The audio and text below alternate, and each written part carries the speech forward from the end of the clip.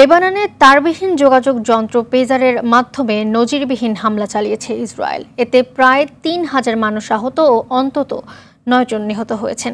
সংবাদ মাধ্যম বিবিসি এই তথ্য জানিয়েছে।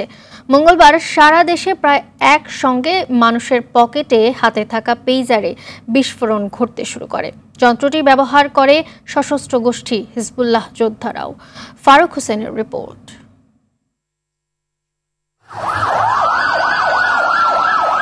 হঠাৎই বিস্ফোরণের শব্দে কেঁপে উঠতে থাকে লেবানন। লুটিয়ে পড়ে মানুষ, ছড়িয়ে পড়ে আতঙ্ক, শুরু হয় ছোটাছুটি।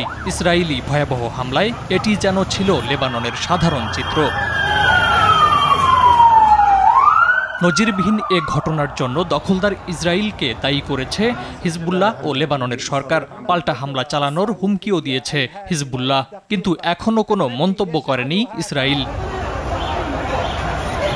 ইসরায়েলের নজরদারি এড়াতে চলতি বছরের শুরুতে ব্যাপকভাবে পেজার ব্যবহার শুরু করে হিজবুল্লাহ, কারণ মোবাইল ফোনের মাধ্যমে তাদের সহজেই ট্র্যাক করতে পারত ইসরায়েলিরা।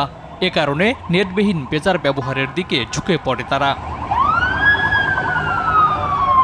স্কাই নিউজ আরাবিয়া জানিয়েছে, ৫ মাস আগে লেবাননে যাওয়ার আগেই গোয়েন্দা সংস্থা মোসাদের হাতে পড়ে যায় যন্ত্রগুলো। ডিভাইসগুলোর ব্যাটারির উপর অত্যন্ত উচ্চ বিস্ফোরক PETN স্থাপন করে দেয় সংস্থাটি। তারপর সেগুলো লেবাননে পাঠায় তারা।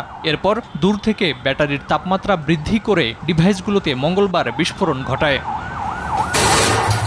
International Standard University, New Dimensions in Education. হিজবুল্লাহর কয়েকজন যোদ্ধার বরাতে মার্কিন সংবাদ মাধ্যম ওয়াল স্ট্রিট জার্নাল জানিয়েছে, বিস্ফোরণের আগে পেজারগুলো উত্তপ্ত হয়ে ওঠে। এরপরই বিস্ফোরিত হতে শুরু করে সেগুলো। তবে দূর থেকে কিভাবে এসব ডিভাইসে বিস্ফোরণ ঘটানো হলো সেটি এখন তদন্তের বিষয়। ফারুক হোসেন, RTV।